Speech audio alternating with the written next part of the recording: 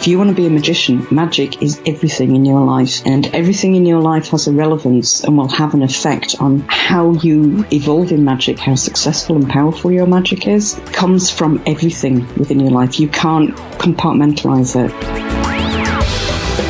Salutations, listeners, and welcome back to Glitch Bottle, the podcast where we uncork the uncommon in magic, mysticism, and the generally misunderstood. I'm Alexander Eth, and today we are so excited to welcome back to the podcast author, occultist, magical teacher, and esoteric badass, Josephine McCarthy.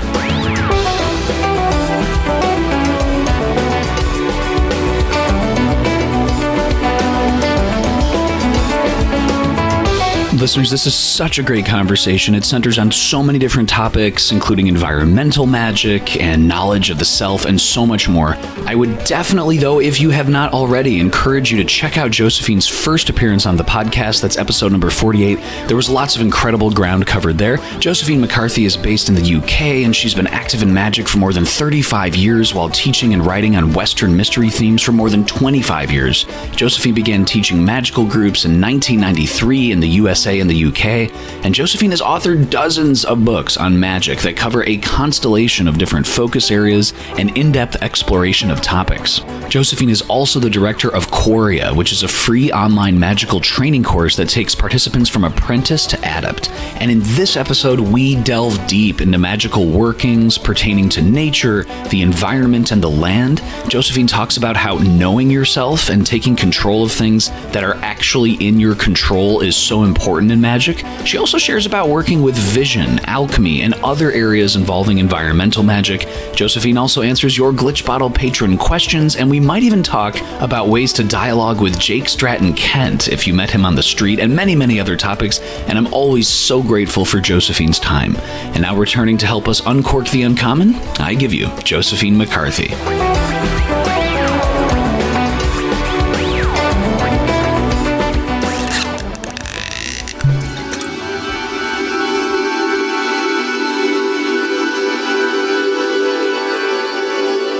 Josephine McCarthy, thank you so much for coming back on the Glitch Bottle podcast today. Oh, thank you for asking me. Thank you. You do great questions. Well, thank you so much for your time. Josephine, you have been getting inundated with several inquiries, shall we say, regarding something that is one of the, most talked about issues in the world today, which is the environment and environmental magic and ways that you can work with the land. So can you just kind of give the listeners an update, Josephine, on where are these questions coming from and what's kind of the general issue right now? It's in the news a lot recently, and with Greta Thunberg going out and basically kicking people's chairs over and pissing them off, it's really opened out discussion in a big way and focused a lot of people on the state of the planet, on the state of the environment, on the state of the weather, which they might not have been that focused on before. And of course it frightens people because, people are suddenly thinking, wow, is there really seriously a problem? And then, as magicians, they want to know, what can I do? How do I work with this? There's some questions of like, well, is there really a climate problem and a weather problem? Well, if you're in sort of the mid-states in America, you might not see it that much, but further up the north, where like we are in England, you're really starting to see it. And the further north you go, the more you're starting to see it in a really severe way. So people are starting to think about it, talk about it, and think about how they can use their magic to do something about it or to, contribute in some way. In a way, with magic, by the time something's physically manifesting around you, it's a bit late. It's a bit late in the day to try and stop something. But as individuals, what you can do is modify things both in a mundane way and in a magical way. You can't save the planet. The planet doesn't need saving. The planet, what we're seeing is the immune reaction of the planet to everything that we've been doing for the last 150, 200 years to it. The way that consumerism has really taken off sort of in the last 30 odd years in Britain, probably longer in the States, it's adding in more and more fuel to the fire. The biggest problem are the big companies, but people don't know what to do, and so we can all get together and do magic to crash this big company or to do this. That's not useful at all. That doesn't help. It just throws more fuel on the fire. So I think it would be interesting today to sort of take it out of the Disney realm, take it out of the scaremongering realm, take it out of the denial realm, and then start to look at, okay, if you are aware that there's a problem and you personally do want to contribute towards doing something, what can you do? That's a really good point, Josephine, because I think for so many people out there, it seems not only like a daunting, this kind of overwhelming, truly global issue, but there also might be some misconceptions out there. And I'd love to get your thoughts on one of the misconceptions is, if we don't do anything, we as a species are killing the planet, as opposed to, say, what's really in danger is our species itself. Can you just kind of delineate the difference there? Yeah, and this goes back to a core issue, which we'll come back to in a minute, of knowing yourself. When something bad happens around you, you often relate to it in relation to yourself. And so you see all the climate change, like here, where I live, just in the last 10 years, we get cut off from flooding a lot now, which didn't used to happen, things like that. Species disappearing very quickly. It's bad for us. It's bad for our food. It's bad for our living environment. That will kill us eventually as a species, as you say. It will wipe us out, if not completely, at least in a lot of major areas. It doesn't kill the planet. The planet's fine. The planet is just reorganizing itself. My husband and I were talking a few days ago just about this and about how people perceive the planet to be them. Anything that happens to the planet things that are happening to them is happening to the planet. If the weather gets bad, the planet will die. The planet will be fine. 600 million years ago, the planet was like a snowball. There was a period where it was just completely covered in ice. And I don't know if the scientists know. I certainly don't know, because I didn't read into it enough to see what the trigger for that was. But what came out of that period was much more complex life than had happened before. So you have a situation where you have a planet where it appears to us that there was virtually nothing living on it. It was completely encased in ice. And out of that pressure and that change came the very slow complexity of development and evolution of life that led to mammals, for example. So the planet will go through its various different phases, and it will eventually shrug off species that overpower it. And other things happen as well. You get asteroids and meteors, and you get radiation. There's all these different things. The planet changes and adapts. Our problem is that as a species, we're killing the environment in a way that helps us to live. So if you wish to do something about it, you can, as an individual. You can't save the world. You can't save humanity. What you can do is people becoming small changes, small catalysts. But that has to run across everything in how you live your life. It's pointless saying, I'm going to do a schedule of rituals for the next 18 months at the full moon to cleanse the planet or to help the planet or anything. It's not going to do anything. If you're a natural magician and you manage to tap into inner powers and contacts while you're doing that, it's still not going to be of much use when you then stop that work and go have your cup of coffee and whatever else you do. If you're living in a way that is dramatically damaging, we can't be absolute purists because we don't live in a pristine environment. We don't live in a jungle. We don't live in a forest. We live in houses. We have jobs. We have to drive cars. So everyone has limitations as to what they can change. But what you do is you look at your own behavior first to see what you can change about how you do things, so that then when you're working magically and you do manage to break through into contact with larger land beings, the being looks at you and sees that you're doing the best that you can do in your own, and so then it will engage with you and start to work with you. If it sees you bringing all of your crap with you and it's like, good no thanks, we'll pass on that one. Thank you. And that all goes back to knowing yourself, which is the cornerstone of magic. If you don't know yourself, if you don't have self-awareness, you're going to have a lot of difficulty in magic. And it's not something you can read a book on, think about and switch on. It's a lifetime of changing. It's a lifetime of evolving, and it's a step at a time. And if you're working to know yourself at a step at a time, while also doing catalytic magic a step at a time, you can actually make quite interesting changes. And if there's more than one person on the planet doing that, all the better, the more the merrier. The more it starts to, it's like a homeopathic, tiny little succost, tiny drop in an ocean can cause change. And that's how we have to approach it. And you start with that in your everyday life. And when I say know yourself, I don't mean, right, okay, go read all the Greek philosophers and meditate and go see a therapist. That's not what I mean. What I mean is, for example, very simple, mundane example. In the last 30, 40 years, fashion has really taken off. And in the last 20 years, it's gone berserk. So, people through marketing, through social media, through media pressure, through films and everything else, you're pressured into looking a certain way and presenting yourself in a certain way. And that has a whole package wrapped up in it of your self-esteem, your position on the hierarchy, how people perceive you, how you get forward in your job, all of that. So it plays to a very deep level. And the fashions are now coming thick and fast and change every 2 months, 3 months. And most of it is man-made fibers. So you're wearing plastic, basically.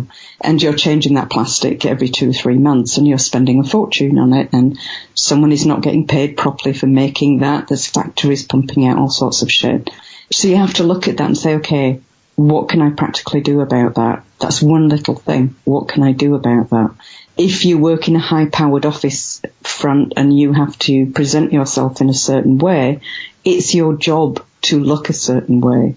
So you have to play into that whole rigmarole. But if you're not, there are certain things you can do that are very simple, and people are horrified at the idea, is buy second-hand clothes. Try and buy natural fibers. If you're going to splash out money on something, try and buy natural fibers. Like for me, I go to charity shops and I buy second-hand clothes, and I can actually get some really good shit-hot clothes for £2, £3, £5, cotton, silk, wool, as much as I can. Sometimes I can't avoid having to use man-made fibers. I'm not rich. I don't have much money at all. So I have to work within a really tight budget and just do what I can within that. But also, I don't play into the whole fashion thing anymore. I did in my 20s, my teens and 20s. I had to look shit hot.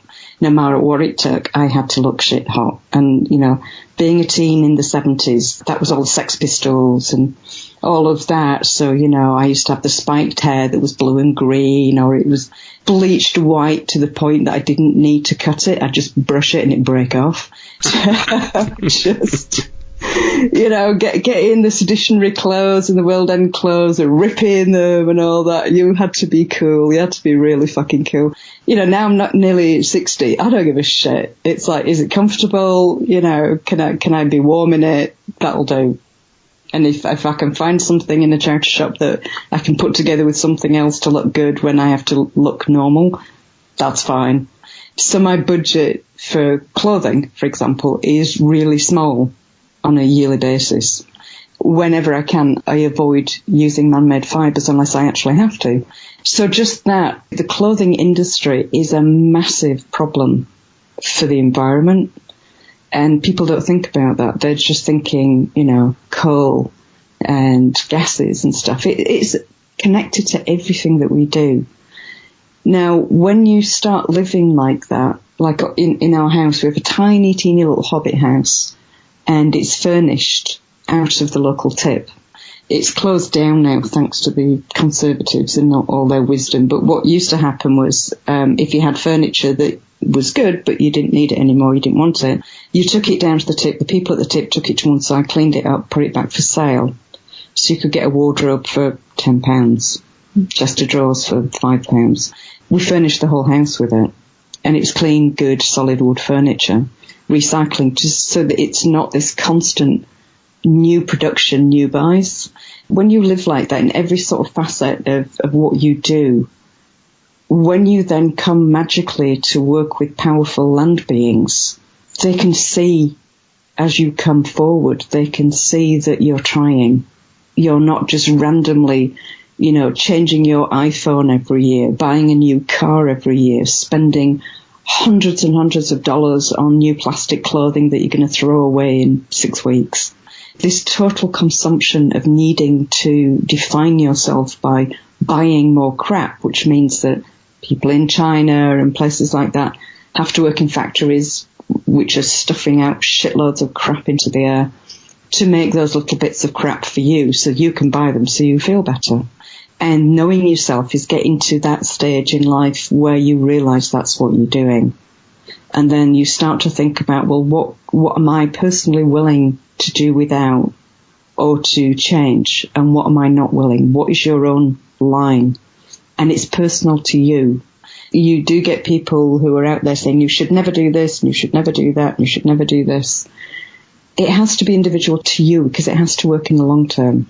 It's pointless going on a kick and saying, I'm never going to buy a plastic container ever again. And then, 2 weeks later, you need to put something in the freezer. So you're going to need to have a plastic bag or a plastic this, or do you see what I mean? You have to find ways, and it's an evolution in yourself. And that starts your self-awareness of knowing yourself, which magically is gold. And alchemically is the step to gold.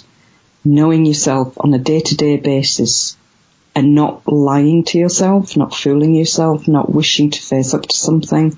All of that changes as you're doing that and you're arguing with yourself and you're trying to discipline yourself and sometimes failing and this, that and the other. It starts a process. It's an alchemical process, which is invaluable in magic. People think that magic is separate from your everyday life. It isn't. Magic is your life. If you want to be a magician, magic is everything in your life. And everything in your life has a relevance and will have an effect on how you evolve in magic, how successful and powerful your magic is. Comes from everything within your life. You can't compartmentalize it. So back to working with the environment, sort your own shit out is the first step. And then decide, okay, is this something beyond sorting out my everyday shit that I want to step forward and do? Josephine, I'd love to get into working through, vision, as you mentioned, alchemy, ritualized actions. But before we do, I think I can already hear the listeners saying, okay, from a Kabbalistic perspective, this is the sphere of Malkuth, and this is all the way at the, you know what I mean? It's a planet, it's got fucking trees on it. It's got lakes on it. It is a planet. And it's magical.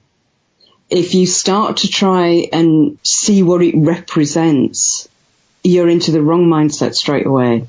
So, if you say, Kabbalistically, is this here or is it that? Forget that. All of that, that's all bullshit. Just, not that Kabbalah's bullshit, but that way of thinking, because you're compartmentalizing it. You just brush that off your table completely. You want to start working with this magically. It's a process. And yes, there's lots of ways magically of doing it. And what you think of it is it's not representations. Think of it as conversations. You start a conversation first. You don't dive in and it's like, your neighbour gets sick. You've never met your neighbour. You've seen them, but you've heard they're sick and they live alone. You don't break into their house and start healing them. You knock on the door and you say, are you okay? Do you need anything? Do you need a meal? Are you looked after? Do you need me to call anyone? And then you move forward again. Is there something, can I rub your feet? Is there something I can do that will help you feel better? That will help you heal? It's a conversation. So that's your first nugget, magically. You see, this is the problem when people overread in magic, but don't practice very much. Is that everything becomes theory, everything becomes just a series of ideas that don't have any root in anything. Magic comes from practice. Let's have a look then. How would you, if you're a magician, say you, Alex, all right, I want to start doing something for the environment magically. Everything is spinning out of control. Everything is a mess. If you take all the drama and movie stuff out of it, it is still messy. What can I do? The first thing, be aware of what's around where you live, because where you are on a day-to-day basis, that is where your magic's going to happen. So before you start doing any magic where you live, is walk around. If you're in an apartment, you don't have a garden, walk around the block, pick up the litter. It's the first very simple thing. Put out the bird feeder, feed the birds. If you're in a city and there's some trees on the street and they're encased by concrete and surrounded by stores, if there's a seat next to a tree, go sit down on the seat very quietly and just be with the tree to start with. Don't do anything magical, just sit there, but be aware of the tree, just sit there. So what you're doing is you're not helping the tree, what you're doing is getting used to being aware of where nature actually is around you. Potted plants, no, they're not rooted in the earth. That's like prison for a plant. Find something that's growing out the earth, a patch of wasteland that's nearby. If you have a garden, go out every morning and sit in the garden. And then as you sit there, look at it and say, okay, how natural is this? Do I have a lawn? A lawn is not natural. Do I, by law, have to keep this lawn? I can't get over this in America. It's like there are some areas where you have to have a clipped lawn and it can't have this. And it's like, what the fuck is wrong with you people? It's like, if you don't want a lawn, dig it up. Do you let weeds come through? Weeds are plants. They're just, we've been told that they're not good plants. Sometimes they can be aggressive, so you have to keep them in order. Don't let them bully other plants. Start watching what birds come in, what creatures, what insects are there. Do you spray anything on things? Do you use weed killer? If so, just stop. That's just lazy. If you have a weed that comes up that overtakes things, dig the fucker out. Don't spray shit on it. It's basic, simple. Just, if this garden was your body, how would you look after it? You can't just have pretty flowers and have it all sculpted. Are you doing that garden for it to look nice, or are you doing it to give a sanctuary for nature? It has to be one or the other. And if you want it to look nice, then that's about you. It's back to knowing yourself. You're projecting something by saying, hey, I've got a very nice garden. My gardener comes and looks after it. I have all these flowers and these rare plants, and aren't I clever? Aren't I on the hierarchy? That's all about you. It's not about nature. And at the same time, if you let a garden just completely overgrow, it will die. You have to garden it. Anything you have to care for. If you take over a patch of land, you have a tree outside your street, look after it on its terms, not on your terms. So can you see how difficult it is to shift a way of thinking first? This is before you even get to the magic. If you start diving straight into magic while you're carrying these ways of thinking, you're going to get slapped at some point. For the younger generations, you see, when I was growing up, things were a lot looser, a lot wilder, and nobody gave a shit about a lot of stuff. And we had very little marketing because the TV was only on 4 hours a day, as in not in the house, but the actual broadcasts were only 4 or 5 hours a day. The TV went on mainly on the weekend for parents to watch a film. So you played out. So you were out in nature all the time. It's a different way of thinking. I didn't grow up with marketing, that whole media thing of you need to look like this, your house needs to look like this, you need to have this sort of garden, blah, blah, blah, blah, blah. Step back from that, go outside, look around you.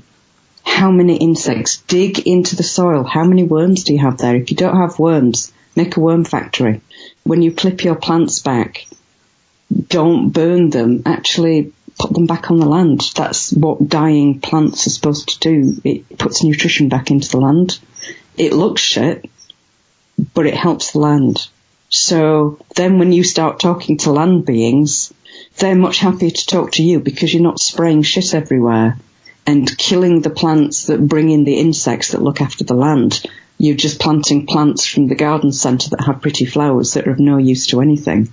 So again, think about those sorts of things in a very small way first. And then you can start thinking magically, what can you do? Do you have nature around you at all?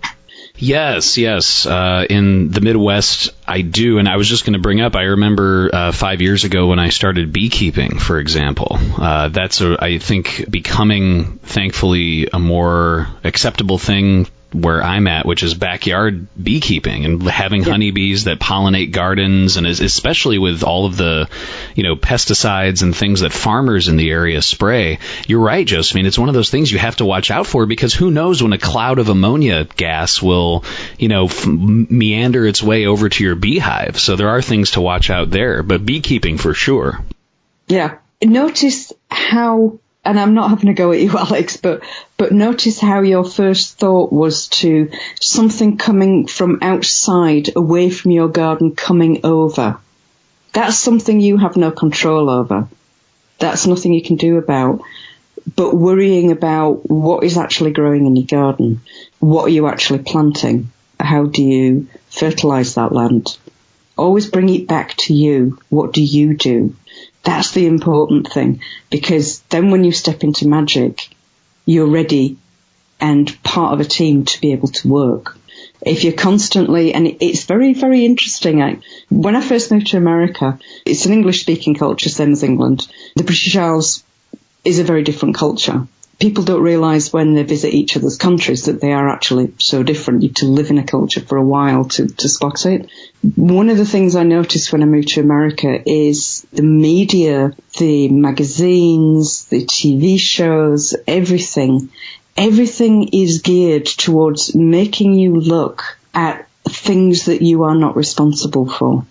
There is very little that actually presents to what you're responsible for. So it's always the outside coming in. It's always the baddie out there that's coming in.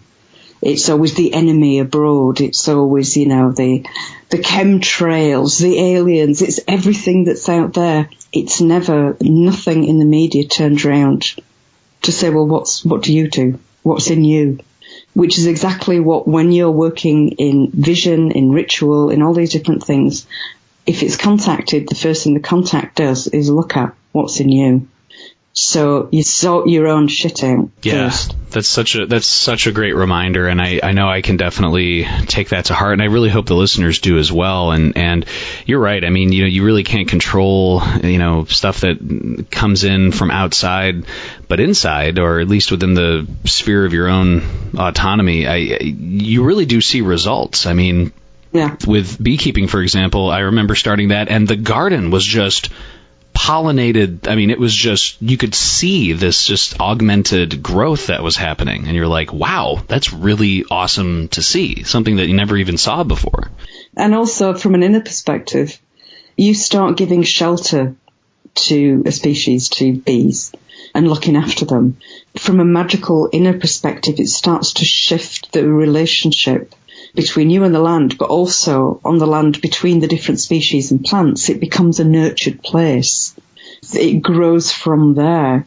It's not on defense mechanism all the time. It starts to relax because it feels nurtured. Things start moving in. When I first moved here in 2008, the land around the house was completely and utterly overgrown and had huge leylandi trees in it, which they're not native to here. They grow very, very quickly and are used for borders, for bordering gardens and stuff, except they grow really, really, really tall very, very quickly, have shallow roots, which makes them dangerous, and they kill everything underneath them. So there was nothing alive. It was just this pile of dead shit with these big old trees that were leaning near the house. So we had to take these leylandi trees down. It took 2 years to clean all the brambles off, all the ivy. Ivy was the only thing that was growing. Cleaned all of that off, and then what I did was just left the land for a year to see what would come up, what wanted to come up. There was all sorts of different weeds and medicinal herbs, and most of the weeds you can eat, by the way. A lot of weeds are medicinal and edible. I drink dandelion coffee. I'm surrounded by dandelions. And then I just talked to the land after about a year. I laid out on the land and went in vision and just sort of laid on the grass, seeing myself laying on the grass, but looking around in vision and saying, okay, guys, what do you want? Is there something I can plant for you? What do you want? And what came back to me was they wanted very old medicinal herbs, which are what would have been weeds 300 years ago, but because of farming have been wiped out. It took quite a job to find the seeds. And I was going out on the moors and trying to find some of these plants, and eventually started planting and built it up and built it up. It's a very rigorous, healthy garden now with a whole mix of different plants, different medicines, poisons, foods, berries, everything. And one of the other things to think about, like with the bees, I have lots of brambles still, but I've given them, this is the other thing, is when something is very vigorous, don't just kill it out. Give it somewhere to live, but give it boundaries. The brambles have their own patch that they live on, and they produce blackberries for the birds. And, you know, people come around here, they come harvesting, and they strip all the bushes of every blackberry that's in sight. So the birds don't have anything. So what I do is I take a third and leave 2/3 for the birds to get them through the winter. That's their winter food. And it's the same with the bees. If you're beekeeping, don't strip all the honey out and then give them bee food for the winter. They're making that honey to get them through the winter. And if bees are constantly overworking year after year, having to produce 3-4 times as much honey as they would normally do, and then still not having their own made honey, which is very necessary for the winter, they get weaker, their immune systems get weaker. You start having generations of weaker and weaker species of bees. Therefore, their immune systems become weak. They're more vulnerable then to viruses, bee mites, things like that.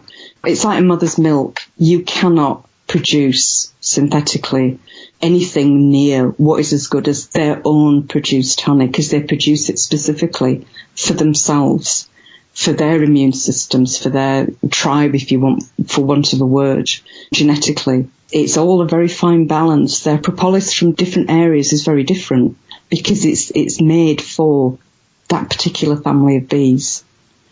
So you have to find a compromise to keep the hive healthy, to harvest your honey, but also leave the honey and leave propolis and learn to live together.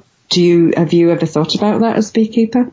Oh, yeah, for sure. There's a few other beekeepers that I chat with in the Midwest who specifically set that up where they just maintain feral hives. So they don't even touch the hives at all. They just let the bees from generation to generation just kind of live naturally in an actual hive that they make, but it's completely natural for them, yes, so that they don't touch the honey or anything. And that's really important because consumerism has become so over the top that everything is in massive demand, and the population's gone up so high since I was born. You know, I'm a baby boomer. You know, of that generation where it just spiked after the war. We've got huge populations now and cheap produce. You know, and everyone's doing everything as cheaply as possible to get more and more people to buy stuff. But these things come at a great cost. So, you know, it's just thinking about it. So once you've got to that stage of, okay, you've sort of looked at yourself and how you manage yourself and how you manage the land, or if you don't have any nature around you at all, I've lived like that before now and it drove me nuts, is find somewhere that you can go to on a regular basis, you know, on your day off from work or something, where you can sit for an hour and just be with and connect with, be at the side of a river or a lake or whatever.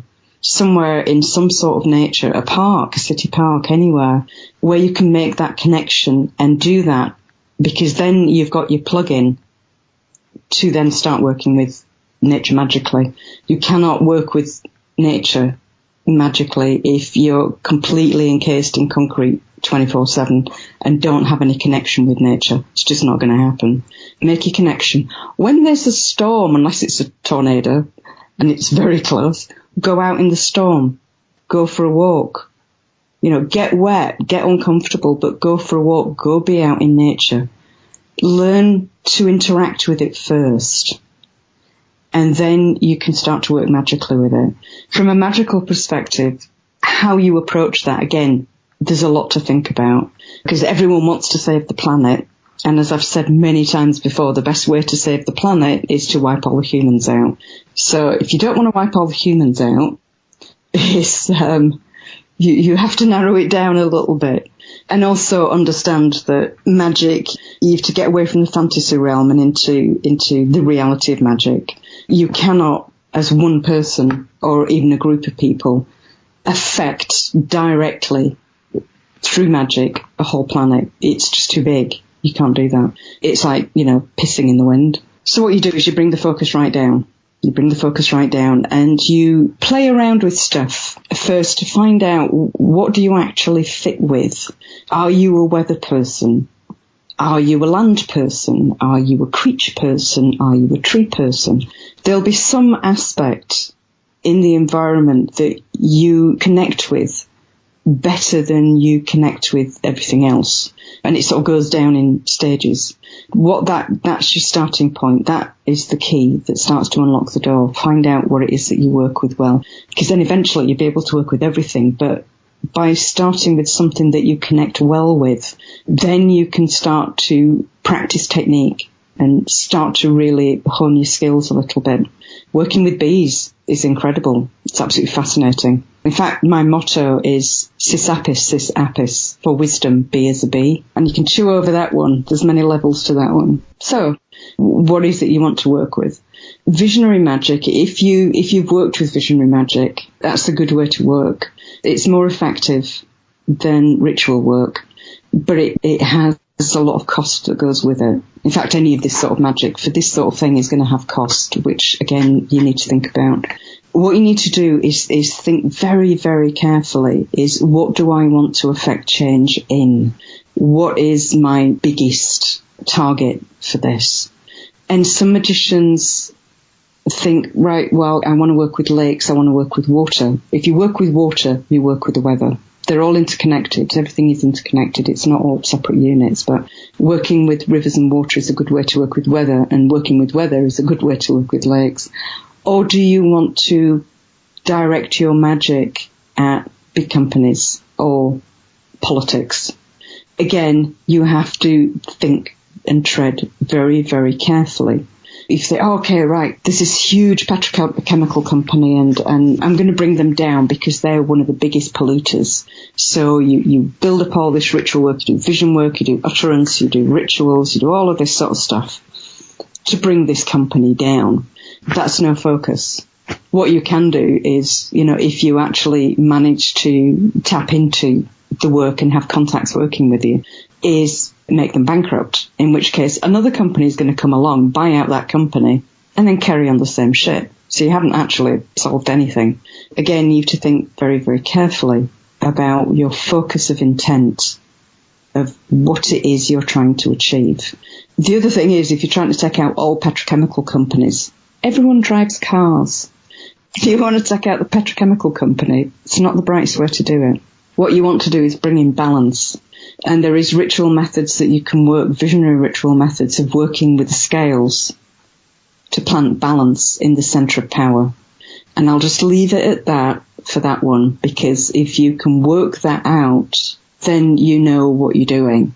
If you don't know what that means and can't work it out, then you shouldn't be doing it anyway, because you'll blow yourself up. If you do work with this planting of the scales of balance in a center of power, you also have to understand that the scales will work through you also to bring balance. You cannot separate magic out from yourself. Hence, you need to know yourself. If you work for balance with something that's to do with humanity, so, politics, a company, whatever, you have to be doing the best that you can. It doesn't mean you have to be balanced. There is no such thing as a perfectly balanced human being. It just doesn't exist. We are imbalanced. The whole of creation is imbalanced. That's what nature is. It's an imbalanced balance. It's really difficult to get your head around, but magically it's not perfect. That's the way to say it. It's not perfect. But if you're doing in your life, in every aspect of your life, you are trying the best that you can.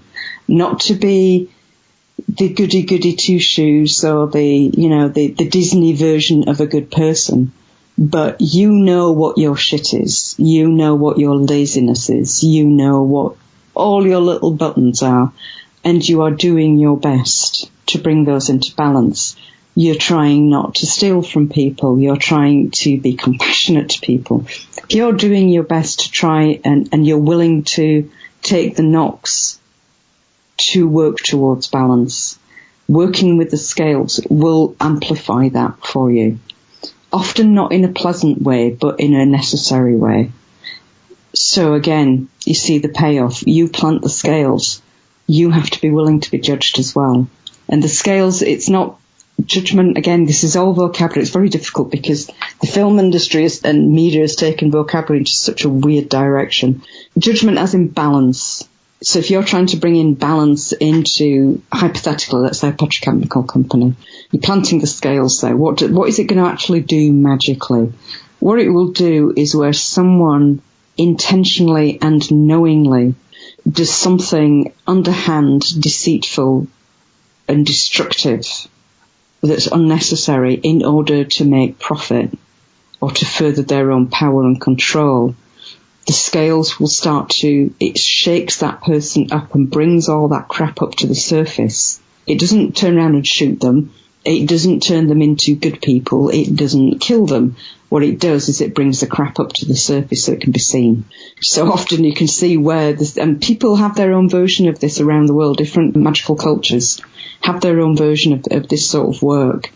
And you can often spot as a magician where there's a group of magicians who've got pissed off enough that they've been willing to sacrifice and plant the scales.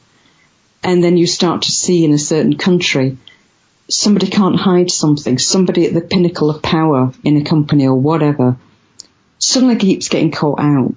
There's leaks about their emails or they're caught, doing something really bad or, it's constant. It brings it up to the surface. It doesn't punish. It doesn't judge. What it does is it brings it right up to the surface so that it cannot be hidden, so it can be dealt with. The rest of that is back to humanity, back to the community that's involved with that company or that government or whatever to make a choice. Do you work with them or do you not? Do you vote for that person or do you not?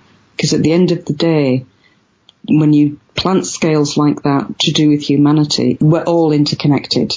You can't separate it out. We live in a democracy, which means our inner structure, our inner pattern is group choice, group decision. So it has to work through the mechanism that's there. It has to work through that group choice and that group mechanism. So you can see how complicated it is. You can't just do a ritual or a ritual once every full moon to make it all better. The complexity in magic can be terrifying at times, but effective when it's powerful, when it's switched on. Now, if you're doing that sort of thing, so, let's move away from the scales to do with humanity and everything that humans do, because when you're looking at companies and politics, that's humans. Move that to one side. Nature, what can you do there? Adopt an area that you're going to work with magically. Adopt a spring or a side of a river or, a little bit of woodland, grassland, a bit of desert, a hill, what the fuck ever. Find something that draws you and focus on that. So it's like you're doing your little bit. In like an emergency room, you have lots of different nurses and doctors all doing different stuff. You're focusing in on your little bit. That is what you're responsible for. That's what you're going to work on because it's all interconnected. It will start to have a very slow effect and seep out. Set up to go there. Don't do it clockwise of, on Fridays at 7 p.m. I'm going to go there. Let the time meander. Just make it regular so that there'll be times when once you've built up work with it for a while, it'll start to call you when it needs you.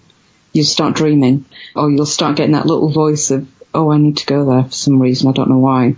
Build up that relationship and it starts by first going and visiting. Go, sit, pick up the trash. Leave some honey as a gift at the base of a tree, that sort of thing. Build a relationship. And then once you've done that a few times, because you have to let the land get used to you. We move very quickly. We're like mosquitoes. Trees, rivers have a completely different time scale. So you can go for an hour, come back, and they've not even noticed. So you've got to build up so that you start to leave a resonance there.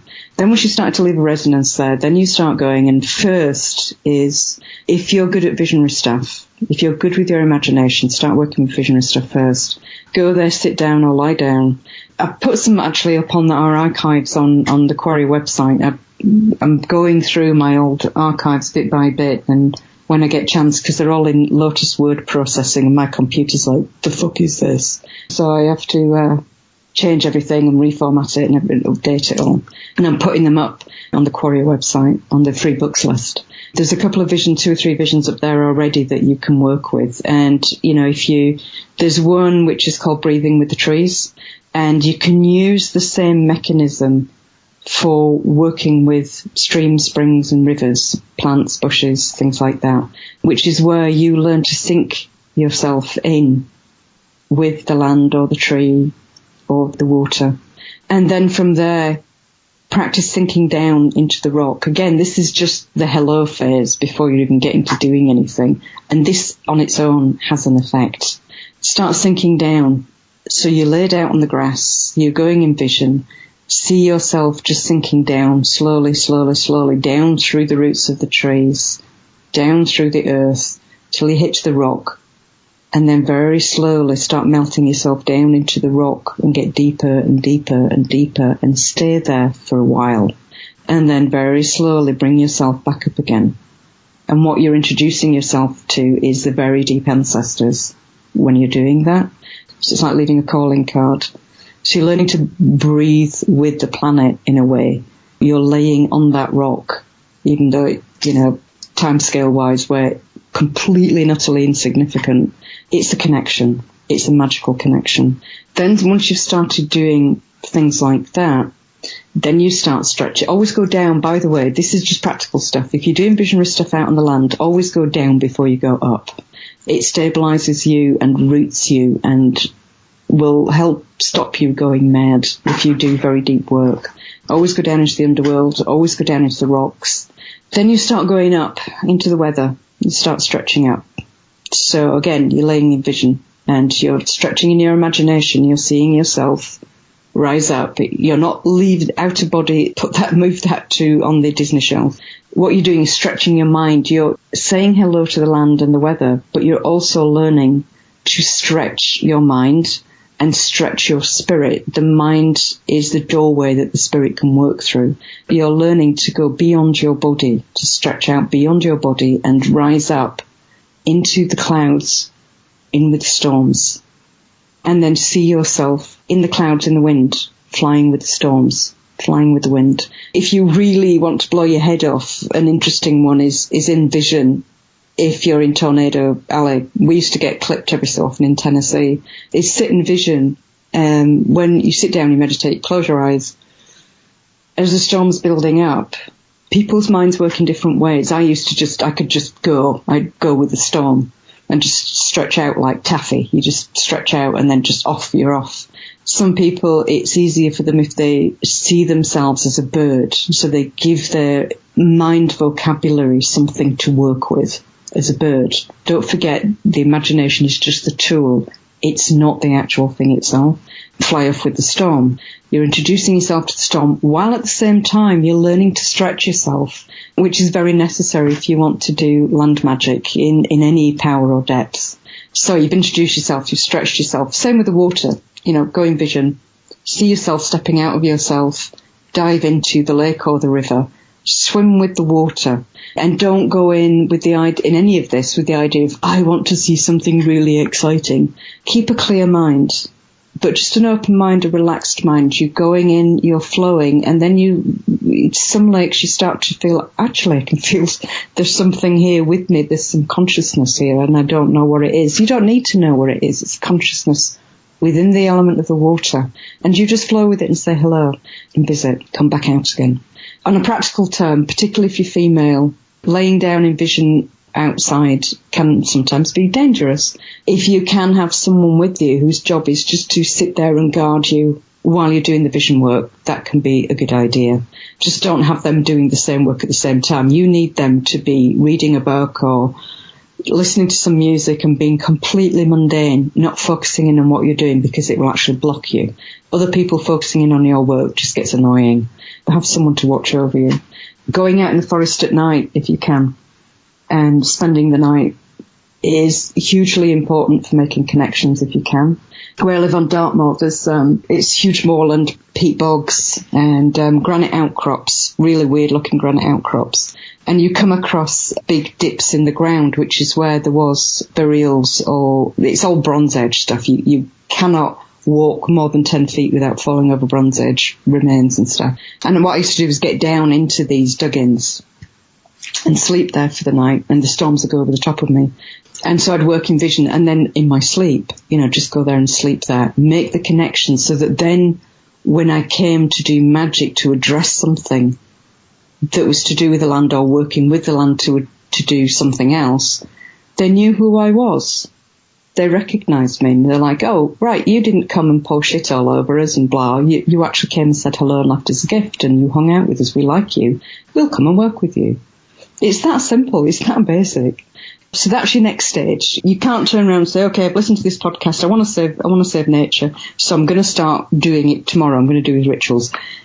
Start first, sort yourself out. Start being aware of your own nature around you and how much of it you look after it because of you and your own self-image, and how much of it is about what's actually there. Then start to go out and make connections, either with the weather, with the rivers, the desert, whatever's around you, you're drawn to.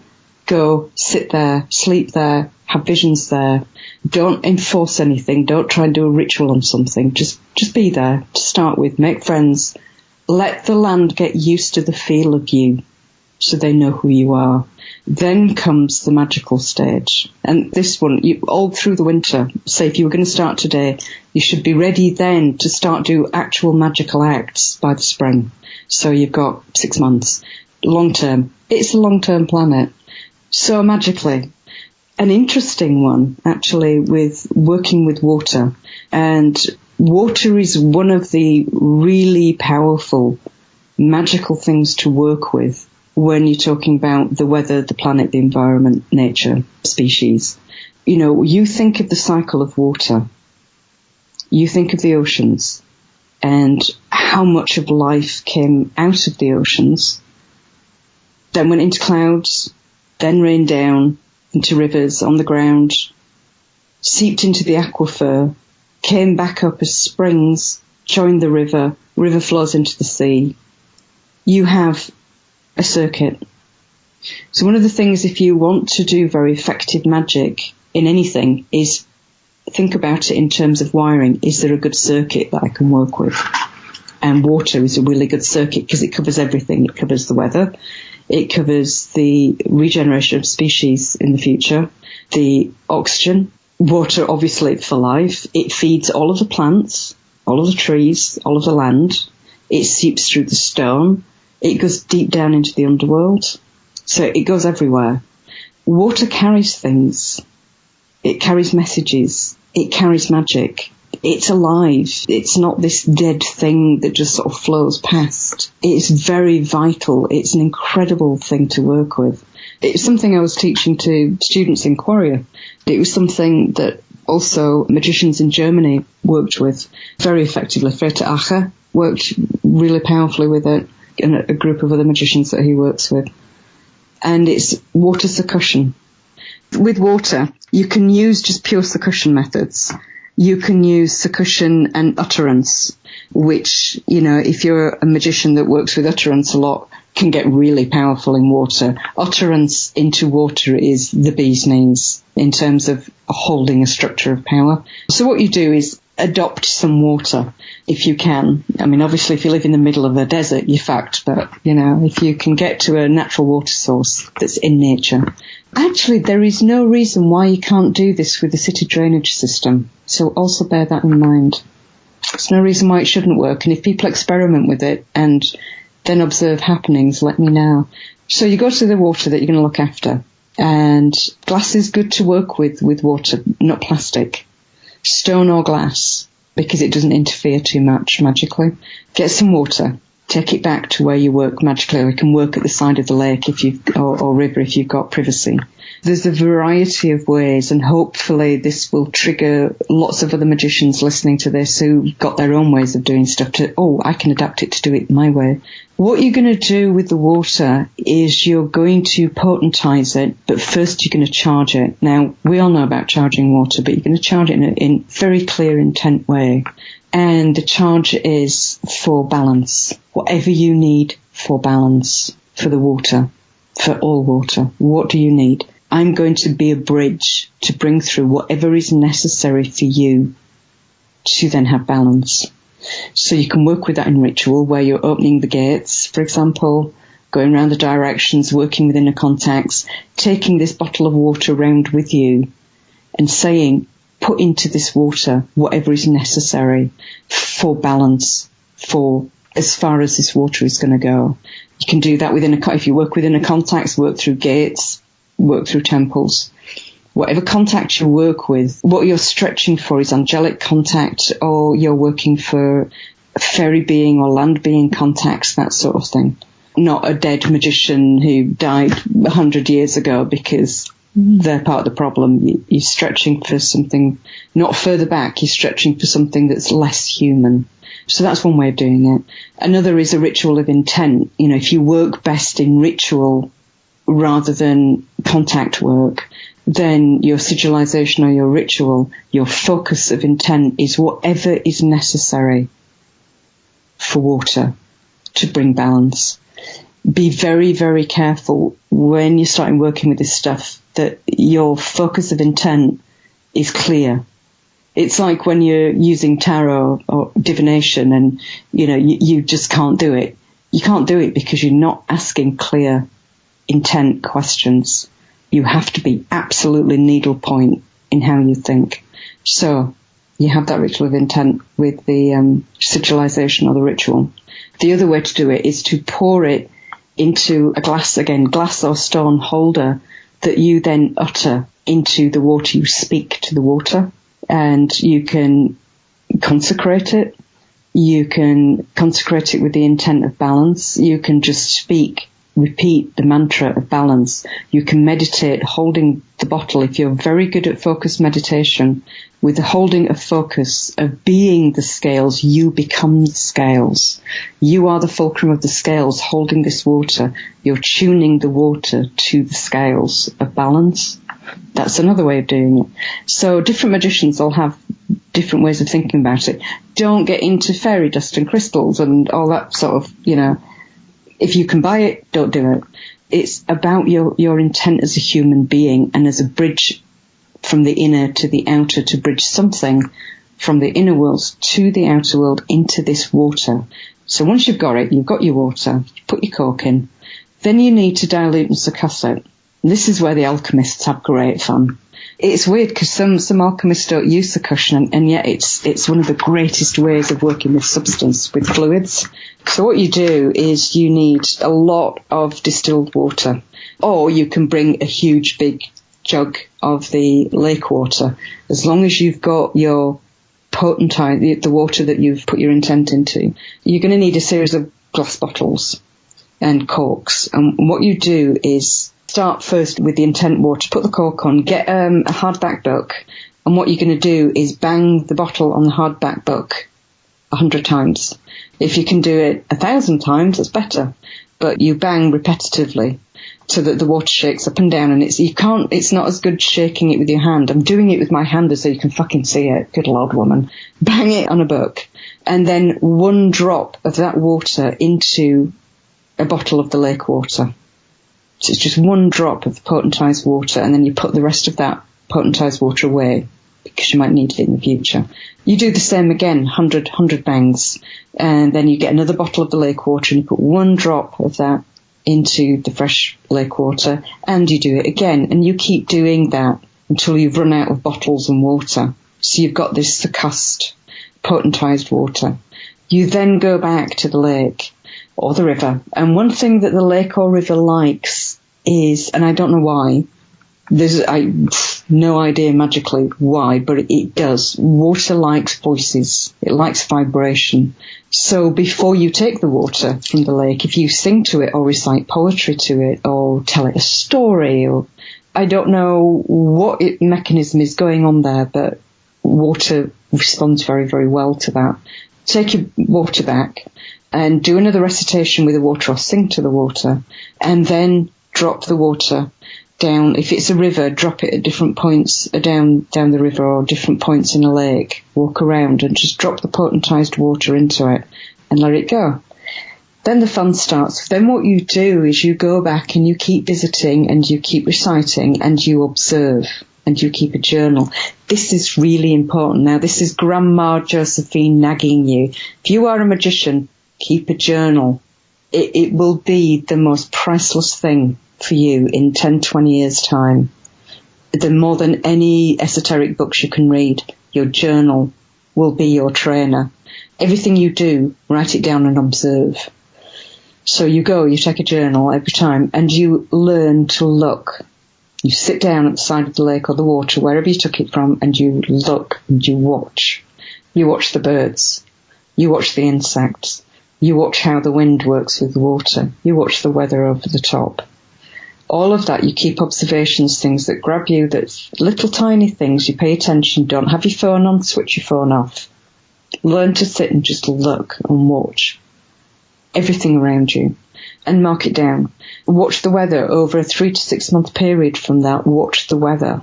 It was great when they were working in Germany and they were doing all this percussion work and, they were singing to the river and everything and doing some quite powerful work with it. And I think it was about 2 months later, massive floods, massive rainfall, and, they had a great time. You can get a huge response from this stuff. And that's not about ego or showing how powerful you are or any of that shit. If you do this because you want to do the work, then do it because you want to do the work. When you see something big and unusual happening where you've done the work, then don't pat yourself on the back because you haven't actually done that. You were a bridge that allowed something to release itself. All you are is like the guy who opens the door at the front of the hotel. You're not important. So very, very careful, especially with water magic. Don't let it get into your ego because it really is not about you. All you are doing, you're the backroom chopper, cleaner and washer upper. But you can get, and I've seen, both in other people's work and myself, just huge reactions. And all it is like the potentized water. It's like bringing a lens into focus, like popping a boil. It's like you didn't bring the whole boil up. You didn't do all of this. What you did is literally just stick a needle on the end of a boil and watch all the pus come out. That's land magic, doing that sort of thing. Going out with the storms and uttering into the storms. I go out because we get a lot of storms that come over the top of us, and some of them are fine. If you're around weather a lot, you'll learn to feel that some storms are conscious, that they have personality to them, and some are not, and some are very angry, and some are. I don't. It's weird. Everything is conscious. Everything on this fucking planet is conscious. As the storms come over, I talk to them and I'll say, without you, we can't live. Thank you. You're the most amazing thing that I've seen. You're so powerful. You're so beautiful. You're so vital. You're cleaning everything in your path. Thank you for what you're doing. And I go out and do that away from where people will think I'm completely insane. And it's just, not for any particular magical intent. It's just, there's a friend going past, so I'm going out to say hello to them. It's that level of relationship that you build. That then, when something is going wrong in nature, it will show in your backyard, and that's where you deal with it. And that's where the voices can come to you, is through your interactions with the air, with the water, with the land. You can also do the water succussion for the land, is not taking it, well, you can take it from the river. You don't necessarily have to. Just make sure it's clean water. And intent, and then pour the water on the land, is an interesting way of working magically.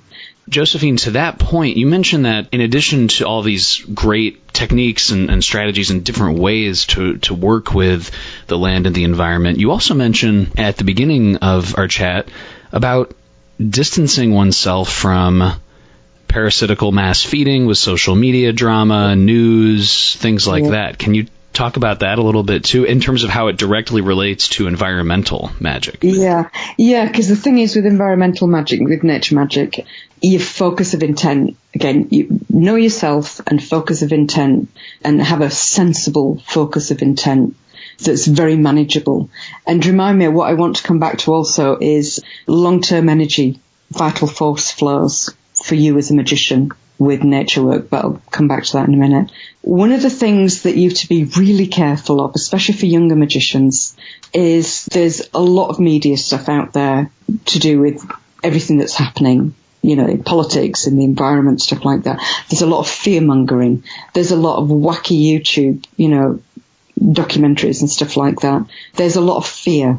There's a lot of anger, and it's all, whipped up because that makes people communicate, which makes more marketing, more advertising. The more you make people argue, the more you're going to get a platform. From a magical point of view, it's a parasite mass feeding station.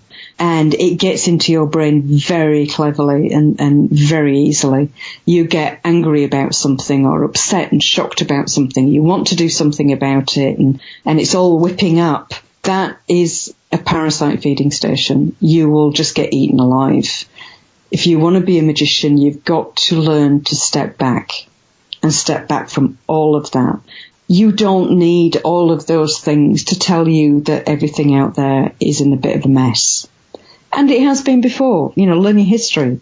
We've been through so many different things on this planet. It's a mess, you want to do something about it. That is all you need to know in terms of media. It's just switch all that shit off. Don't get drawn into it. Don't get drawn into the trolls, the Fox News, all of that sort of stuff. Bring it right down to human level. You're a magician. You've made a decision that you want to do something, so therefore have your focus of intent, know yourself, get off your fucking ass and go do it. But do be aware of that, and it's interesting when you step back and observe it, you watch it happening, and it is so easy to get pulled into. I mean, the stuff I've seen on Facebook, I should know better. I really should know better, I was actually totting up how long I've been at magic now, and it's more than 40 years now. And sometimes I think, you fucking stupid cow. Seeing people talking back and forth and arguing on Facebook, and of course you got all this troll stuff and people trying to prove they're right and prove they're wrong and this, that and the other, and I just want to eat their faces off. It's like, I'm feeding it. Just by reading it, I'm feeding it. Because I have an emotional reaction to that, which feeds it. It's like if you imagine, a huge Cthulhu monster that's spread out through the internet and tapped into every laptop, and it's an energetic sponge. It just soaks everything up. You have an emotional reaction to something. You're feeding that network. So you know enough. If you know there's a problem, you know enough to know that you don't need to keep reading about it. You need to actually start doing about it. The other thing that I wanted to go back to is if you do decide to look after a patch of land, and that's a bit easier on the body, particularly if you decide to do something to do with nature and the environment that means focusing in on a human construct, be aware that when you do any of this magic, you set something off, you have a connection to it. You made it, you own it. And you can't scapegoat that away from you. So, for example, back to the petrochemical company, you've gone there in vision, you've found the head office, you found the room where, if there was one point in the whole company all over the world that was the PowerPoint, that's it. That's where you plant the scales. You do that, not only are the scales going to flow through you, every time the scales trigger to do their job, it will pull on your energy. Because your spirit gets pulled to working there. It's not that it's parasiting you or anything. It's that you're going to work. And so your conscious mind needs to shut down so that your spirit can go do its job. And that took me many years to figure out that was what was going on with a lot of magic I'd done in my 20s and 30s. Because you know what you're like, you're in your 20s and 30s, you know everything, you're full of power, you're full of vital force, and you're just going to save the world, or you're going to kill the bastards, and yeah, all that sort of thing. I mean, that's what you're supposed to do at that age. You know, you get to my age, you can't give a fuck, you're just too tired. But all that magic that I did at that time, some of it was long-term project magic for changing things in the long term. And I didn't realize at the time it was very powerful. It knocked me off my feet and made me sick many times when I was doing that sort of stuff. But I got it going. And then 10 years later, it triggered and it put me back on my ass again. And I just could not figure out what was going on. And it took me a long time of inner work and divination work to realize what was happening was the work I'd done 15 years before was triggering again because it hadn't finished. It hadn't completed its job. And so then I'd try and, well, how can I stop that happening? How can I block that? You can't. And I learned what I have to do when that happens is sleep. I just have to go to bed and go to sleep. And I could sleep for 12 hours. I could sleep for 24 hours. And, you know, that could go on for days. And then suddenly it would lift off again. And that's where that piece of magic has completed itself. And it doesn't need me there at some level to work on it anymore. So it's fine. So you need to be slightly aware of that as well, which is why I say choose something small that you can cope with in the long term. If you're looking after a little patch of land near you, which means also the trees, the plants, the insects, the bugs that you don't like, the spiders, the bird, everything. You are responsible for everything there in that patch. To keep it as healthy as you can for as long as you can. I mean, one day maybe a builder's going to come along and put a house on it. You don't have control over that. So that's not your business. Your business is what you have some magical control over. That's what you look after. If you're doing long-term project magic, do be aware that it can pull on your energy sometimes, and not to fight that and not to worry about that either. You're starting to learn how your deeper spirit also does magic. You know, you've got your conscious self that decides what it's going to do and how it's going to do it. And then there's your deeper spirit that actually then does it. It's a very interesting magical rabbit hole to go down, because then you start thinking, well, if that part of me is actually active and doing that and I'm not aware of it, can I actually communicate with that part of myself? And you can go through yet another load of rabbit holes and dead ends because of the imagination and your own psychology and everything else. But there does come a point in your practice eventually where you do start to, that's where I am. That's me. That's me that doesn't have a name, that doesn't look like this, that doesn't do this. This is actually me, the real me. And it's not a me you can get into a long conversation with. It's just like a nod of the head, a recognition, a connection. That's where I am. And when you start feeling that more and more and more, it starts to awaken. It's almost like putting yourself back together in a very deep, profound way that has knock-on effects on everything that's you and that you're around. And then you start to realize that you can nod and connect with is not bound by your body. It's within everything. And that's another mystical rabbit hole that you can just totally get lost in for decades. So through this work, you can also open out a lot of doors within yourself and within the land and within your own magical understanding that can give you 30 years of learning. You don't just go off and do a bit of magical work for 6 months and then you move on to something else. It doesn't work like that. It's like you're putting a jigsaw back together, and every single thing that you do magically is interacting with that jigsaw puzzle of you becoming whole. I'm not talking about the whole shamanic, fragmented soul stuff or anything like that. It's not any of that sort of thing. I don't have words for that. I don't have a vocabulary for it. It's just a connection with the eternal you and the eternal you that is within everything and the everything that's out there that's within you as well. And you can't write about this stuff because you just can't make any sense out of it. It's something you have to experience. But this type of work is one of the types of work that you can do that in the long term can start opening that door for you. Josephine, to that point, where can listeners find more information? I know you mentioned Quaria, of course, but if they really want to delve deep into, beginning that path, what are some other resources? Where can they go for more information?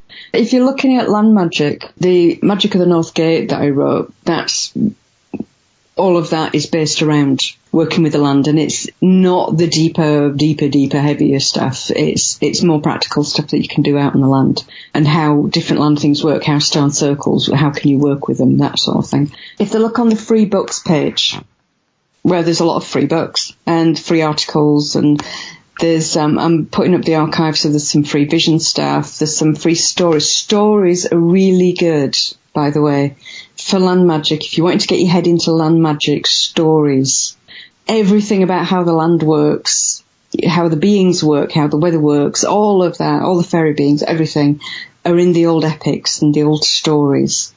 I grew up with stories. I grew up with ancient stories and modern stories and family stories. That gives your imagination, and it gives you a story to work within that you can actually then operate magically with.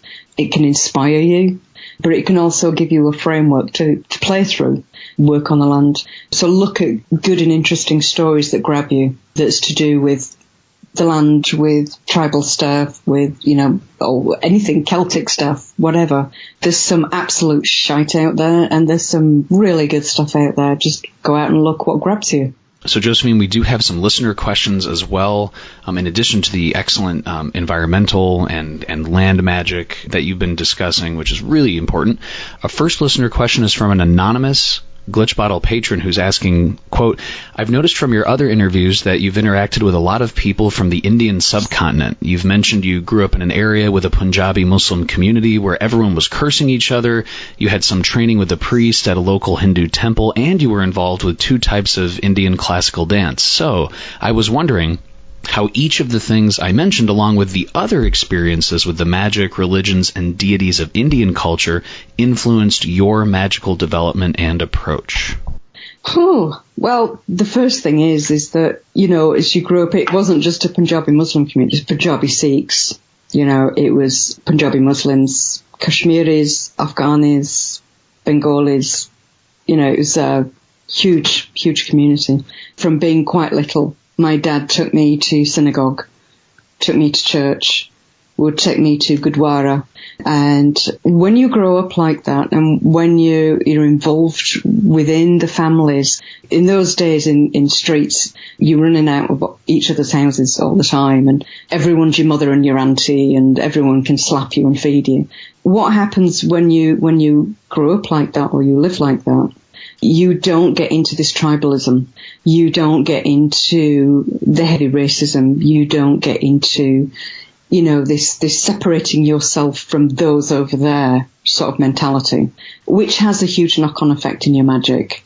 If you're very narrow in what you consider should be allowed around you, or what you're going to mix with, that's going to mirror it in the magical world. If you're very closed-minded and closed down in your everyday life, then that's going to show in your magical life. And as far as inner contacts go, it's like, nah, you're going to get that same attitude reflected back to you.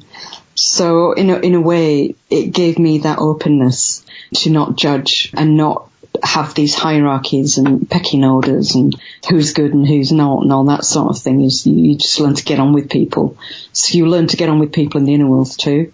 And being exposed to the different religions is very good for magical development, because then you start to see, when you're reading the texts from different religions, a lot of the same voices coming through, a lot of the same structures, a lot of the same ideas and patterns. And then you have the dogma and cultural overlay that goes over the top of that.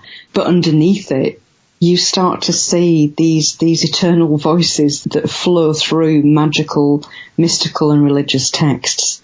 So again, it widens your development. It widens your perception and approach. so that you don't become so rigid and close-minded in how you work. Josephine, we also have a question from Meredith Graves, who says, who else does Josephine trust in terms of authors, educators, even single works, if they come from inconsistent people? And Meredith's asking, what is Josephine's personal and perpetual bibliography? What inspires her in the world? I think knowing what uplifts and supports such a secure and scholarly mind as Josephine's could be so valuable. Oh, so just a short question then. But a good question. Good Lord. It's a great question, but yeah. In terms of books, I tend not to read magical books for lots of different reasons. And really, if you want to innovate in your own magic, don't read other people's magic. Magical books are there to get you started. Once you've got some real basics, then you get on with it. And then once you get to as far as you can get with those basics, then another book or person will come along and give you a bit more. And so they become little stepping stones, not a library that you have to read everything that's magical. So in terms of magic, I read very little and never have, just bits here and there, because it was of no use, really. It doesn't serve a purpose. If you're actually doing it, you don't really need to read about it that much. In terms of library, these days, most of my library takes up my house. Most of my house is the library. Tend to be reference books for my work. So it's a lot of classical Greek, Plato, Plotinus, Apuleius, Cicero, stuff like that. Religious books of, like the Torah, the Quran, the Bible, and then the writings of religious scholars and mystics. So 9th century Brethren of Purity, Ibn Arabi, Sefi Yetzirah, the Bahir, the Torah. And then you're looking into, the early Christian fathers, the medieval theologians, all of these, because these are all reference books that I need to draw on and work with. And then funeral texts, so the Egyptian funeral texts, Amduat, the Gates, Book of the Dead, the Coffin text, Pyramid texts, all of that, Jan Assmann, Eric Hornung, Faulkner, Allen, all of those sort of authors. So basically, I'm just looking at the bookcase in front of me. It's at the bottom of the bookcase is all the funeral texts, because that's in the underworld. So it's all the archaeology and funeral texts. And then you're into ancient Egyptian literature and archaeology and language, Middle Egyptian language, grammar. The next layer up is all the Islamic mysticism and early Islamic writing, and a lot of the works that they were writing down, where they were translating texts from Greek into Arabic. Because it was that group of Arabs in the 8th and 9th century that gave us all of the classical texts we have today. It's because they preserved them. Judaic history, Josephus, all of that. Then the next layer is all the Greeks. They're all in together, and we separate them out from the Romans because they could fight. So the next layer up is the Romans, and then you're up to the Gnostics and the alchemists. And then, importantly, up into the poets. Poetry is very good to read for magic, as is the old epics and stories. The epic poems, the epic mythologies. So you've got like the Red Branch Tales from, the Ulster Cycles, the Mabinogion, the Edda, all of that sort of stuff. So in terms of a magical library, in terms of magical books, it's actually really boring. Because there's very little there, just books that people have given me. The books that inspire me are these sort of books where I look into them for reference, but also sometimes I'll just reach out and I'm on the edge of something and I'm not quite sure what it is, and I need to grasp something, and I'll pick up one of the texts and start reading it, and the layers within some of these texts, especially like some of the funeral texts, are absolutely amazing. And you can't find the bottom of them. You keep seeing new layers which trigger and inspire you. And you're like, oh my God, of course, how could I be so stupid and not seen that and not thought about that? Because this is all magic. This is real magic that you're looking at. It's this type of stuff. So, and in terms of real inspiration, what inspires me is people.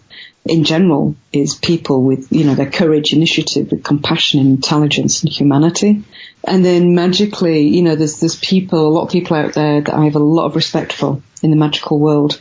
I might not have read their work, but it's their integrity. Their magical integrity just shines out of them. So whatever it is they're doing it right. Whatever branch of magic they're into, however they're approaching it, there's something very true there. And it just shines out of people. I can see it very strongly.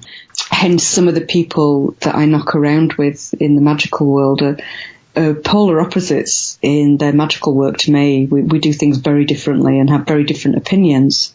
But they're on the same path, as in they're walking their magical path to evolve whatever they want to evolve magically, and doing it with integrity and honesty to themselves and to everything around them. That inspires me when I see that. You laughed about Jake Stratton-Kent, right at the beginning. I love him to death. I love that guy. I really do. We're polar opposites magically. Some of his stuff I just can't penetrate I just can't get my head around it because he's coming at things at such a different angle, or I'm just too thick to understand. But the guy shines with it.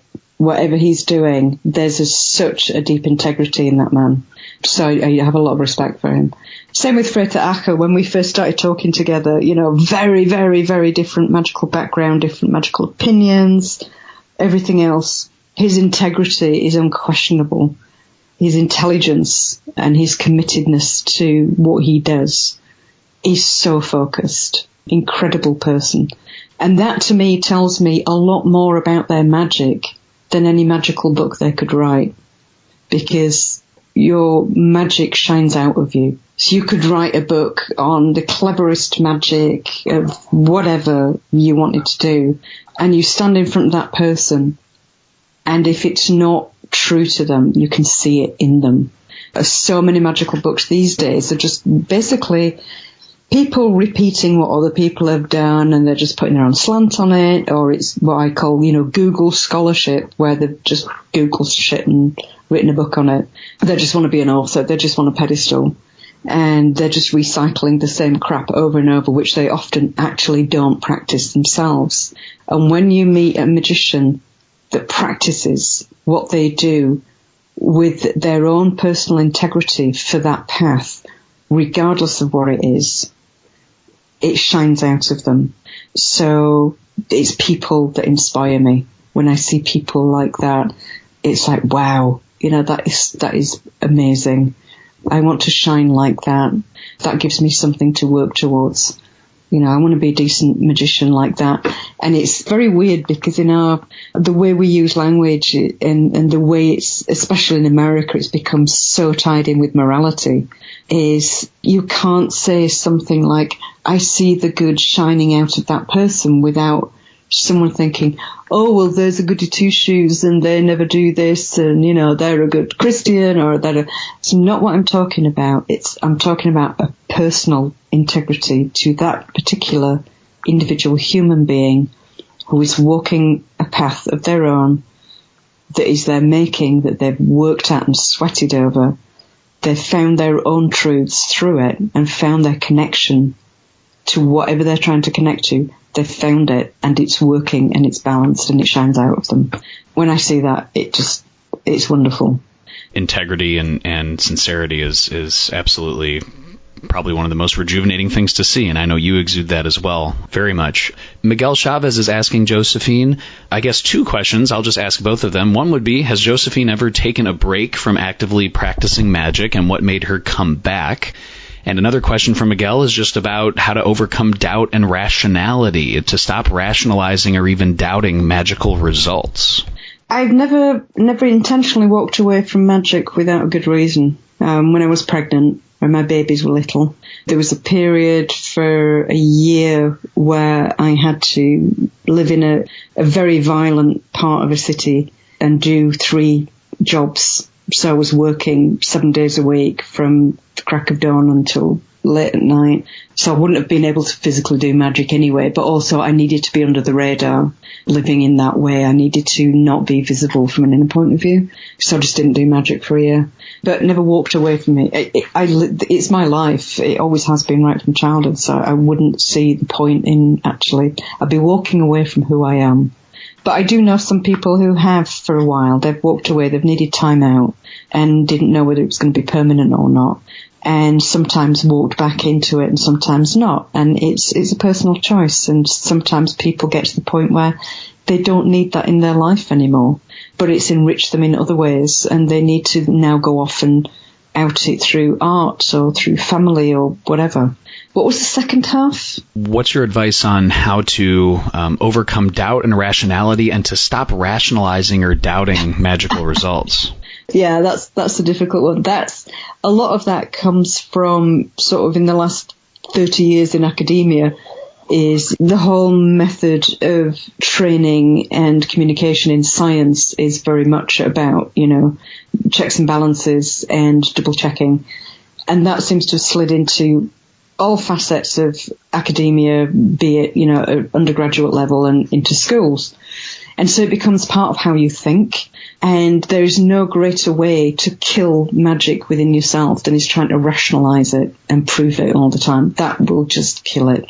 You need to find a balance between imagination and being a rational human being. And it's easier said than done. You're more than capable of doing it. Is you have to let the emotion flow to one side. You have to let the imagination come up to the front. When you first start working, especially like with visionary magic or stronger magic, there's a golden rule, is treat everything as though it was real, even if it isn't. Don't try and second guess things. Don't try and rationalize. Don't doubt.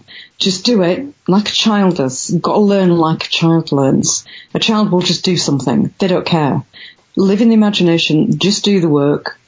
Keep on doing it, and then you will find, but don't lose your rational self as in your common sense. So, for example, if you're doing what I was talking about earlier, sinking down into the rock, envision you're sinking into the rock, and you feel the rock wrap around you, and you feel a consciousness within the rock, and then you feel something talking to you in that rock, but it looks like a being that could be sort of humanesque-ish. You go with it. You treat it as this could be there, because rock is one of the major vessels for land beings. It's like their house. They can live in rock. So that's how you can contact very old, very large land beings as they sleep in the rock. But a lot of beginners wouldn't know that. So if you rationalize, that rock can't possibly look like that, I'm going to rationalize it out. You cut the contact. That contact's not going to come forward again because you just shut it off. So you learn to just accept, just go with, and then write it down so that then you can come back in 10 years' time and go, I know exactly what that was. When I was talking to that 10 years ago and I didn't know what it was, I do know what it is now. And I didn't know at the time and had not been exposed to that idea at the time. So that is a real contact. That is really important, is doing that journal stuff. That will teach you your rational side. If, however, you're sinking into the rock and a dwarf comes along in little red trousers with a dingly hat and pointy ears and says, all hail, I am the keeper of the rock, then you're into Disney mode. That's your rational self going, no, really? So that's when you just bring the vision back up again. Can you see, it's like, that's the way to do it. And the rest of it is learning by doing and taking notes, being rational but not too rational, that it kills the imagination. Let the imagination run. Give it a little bit of boundary, like the Disney zone, but give it freedom to run and mark down, because some of the early work that you do and the early contact work you do, you would not believe for a second with your rational mind some of the stuff that you can come up against. But in 10 years, it's going to make absolute perfect sense to you. And I look back at some of my early notebooks, it's like, what the fuck? I had no idea this was what I was talking to, and I thought I was being stupid, or it was just whatever. Really powerful contact. And luckily the contacts as well, I'll come back in the future, which it did, until I'd grown up enough to understand what was going on. Always take notes. always read back over your notes. So put them on the shelf for a few years, then go back and read them. It'll blow your socks off. You'll have the knowledge by then to know and differentiate. You learn differentiating by doing first. And then eventually what happens is you start to realize that real contact has a very particular feel to it. Fantasy contact doesn't. Parasite contact has another feel to it. It has an emotional trigger feel to it. But a real contact has a very particular signature, but it's very quiet. It's like a whisper to start with, which is why you can shut it down so easily. Trust. Learn to trust. Go with the flow, Miguel. Take notes. Don't rationalize. You don't need to rationalize because you don't need to rationalize it to anyone else. It's nobody else's business. It's only your own business. So give yourself a break. Just go with it. And then in about a year's time, you should be getting to a phase where you can actually, I can tell the difference. And then you'll start to build and strengthen on that. Josephine, too, would all of that advice apply to Derek Jones's question, who says, I would love to ask Josephine what she sees as the greatest or one of the most common obstacles to crossing the hedge, to going deep into ritual and vision and diving into the other, allowing oneself to authentically experience a world one isn't in control of, and only beginning learning to navigate. Yeah, same thing. Is first, just open the doors in the mind, in the imagination, and just be aware of, if something appears that was in a movie the night before, then you know that's your subconscious working. If it's Pinocchio turns up, you know it's the Disney realm. If you get a lot of emotional response all of a sudden, you know it's probably a parasite. But then if something comes along and you have no idea what the hell it is, or you see something in the corner of the vision that's not central, but you don't know what the hell it is, but you could describe it, that's what you write down. And by doing that, slowly but surely, you will find that things come along where there is no doubt. Every magician eventually, visionary magician, gets to a stage where there is no doubt that what you're connecting with is real and what you've done actually worked. But you've to come to that for yourself in your own time, not in a way for proving to other people, because it doesn't matter what other people think. It's what you think that's important. We do have a question from Love Jungle Josephine, who's asking, being a trained dancer, how, if at all, do you incorporate dance or movement into your magus operandi? Furthermore, what other non-linguistic forms of magic do you also engage with? Short answer with the dance, no. My dance is my art form, or was. I'm too old now. Magic, I keep separate. So that's dead easy. It has given me more sense of space and awareness of space around me. It gave me a lot of discipline. So it's all sort of non-dance things helped my magic by being a trained dancer. But I don't incorporate dance or movement into my magic unless I'm out on the moors and nobody's around and the wind's blowing, then I'll dance with the wind. But that's just pure nature. There's nothing sort of ritual or magical about that. It's just me being me. Non-linguistic forms of magic. That's a long answer. That might be, actually you might want to hold on to that for the next time we talk. I use a lot of breathing. I use a lot of touch contact, things like that. PDM is asking Josephine, in the meditation section of the Quaria course, Josephine mentions not to meditate more than an hour a day. Are there any specific reasons for this? Is it a rule or a guideline? And what would be the consequences of meditating more? Well, if you've got the time to meditate more than an hour a day, have you got a fucking job? Have you got a life? No, seriously. It's like, meditation is a tool. And you use a tool in lots of different ways. For magic, we use a tool to bring in focus and silence and stillness. And then from there, you then do your magic. So it's a very specific tool. Some religions use meditation as part of their religious practice, as part of their discipline. Buddhism uses it a lot. They use it for different reasons. So they might want to meditate for hours and hours and hours and hours and hours on end. There is absolutely no reason to do that for magic. It serves no purpose. So my question would be, why would you want to meditate more than an hour a day as a magician for magic? If there is another reason for doing that, well, that's your choice. It's totally up to you. But as a magician, you end up becoming turned inwards. Magic is about output, not input. To output, you need a place of stillness, But what you don't need is a place of refuge. And meditation, when it's done for a prolonged period of time, one of the things it can do is create a refuge, which might be necessary for lots of different reasons for different people, but as a magical practice, that's not actually useful. Donald O'Neill is also asking Josephine about your interest in ancient Egypt, which you mentioned in a previous chat on Glitch Bottle. And also, Donald is saying, I saw a blog post that Josephine wrote about an old church where she visited in northern England. Maybe ask Josephine if she visits old ruins like abbeys and castles. I've been visiting old ruins and castles since I was about 5. Every weekend, me and my dad would set off, and we've gone to virtually every stone circle, every abbey, cathedral, monastery, castle, stately home, Iron Age, forts, Bronze Age settlements, you name it, everywhere in the British Isles. I've crawled all over it right since childhood, and did the same with my kids. Took my kids everywhere and everywhere that I could. It fascinates me. I love old buildings. I love sacred buildings. I love sacred sites. I love very, very old Neolithic communities, Bronze Age communities. I sit there and, you get back to the question of meditation. You can meditate for 10 minutes, very quiet, get very, very still. And then magically, if you're used to doing a lot of visionary work, one of the side effects of it is that you can tune into what's there a lot easier. And one of the things I can tap into is music.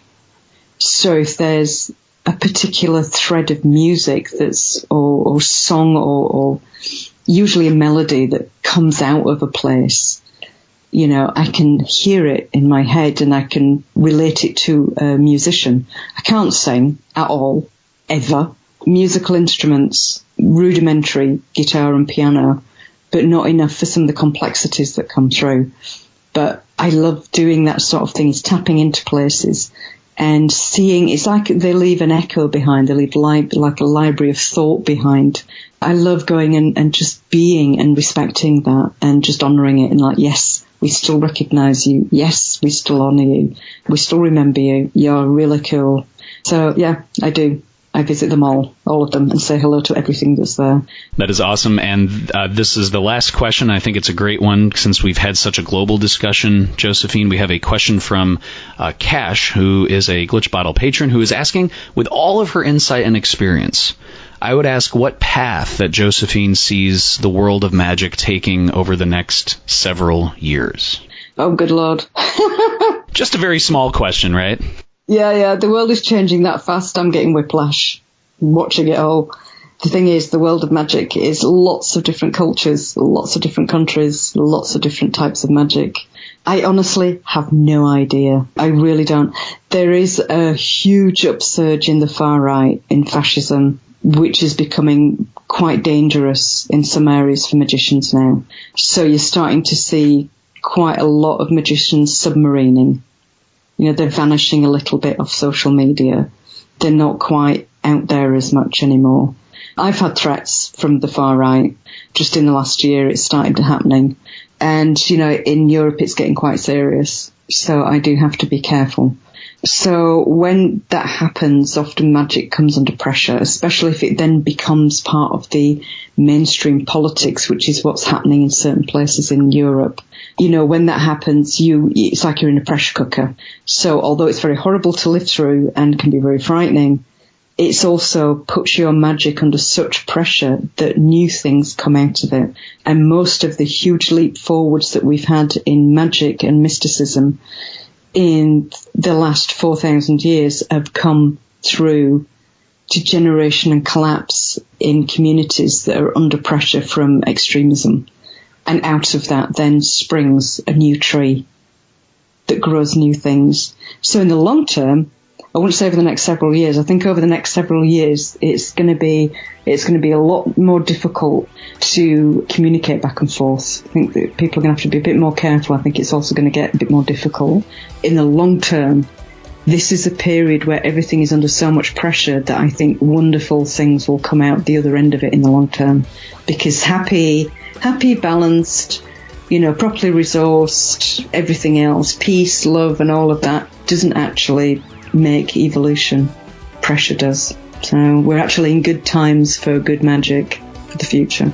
cannot thank you enough, Josephine, author, occultist, magical teacher, and esoteric badass. Josephine McCarthy, thank you just so much for taking the time and coming back on the podcast again. Oh, thank you for asking me.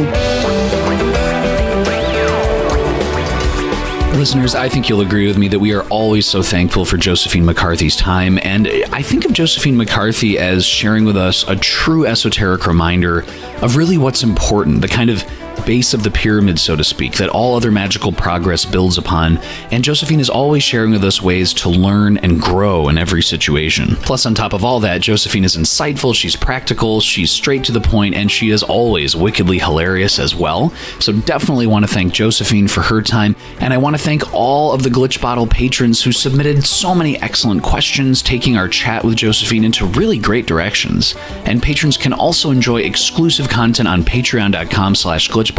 And I want to thank each and every one of you. You are the sole esoteric fuel and support, keeping the lights on, energizing the show, and taking it to new levels of support and content. So if you are interested in jumping on the Glitch Bottle caravan with us, check out patreon.com/glitchbottle to find out more. And as always, you can subscribe to Glitch Bottle on YouTube, and you can listen on Spotify, Spreaker.com, Stitcher Radio, and iTunes. And if you enjoy the show, leaving a review with shiny stars on iTunes is always most welcome if you have a moment, and it is always an absolute pleasure to chat with Glitch Bottle patrons and listeners. And as always, this is Alexander Eth reminding you to invoke often, uncork the uncommon, and keep the light.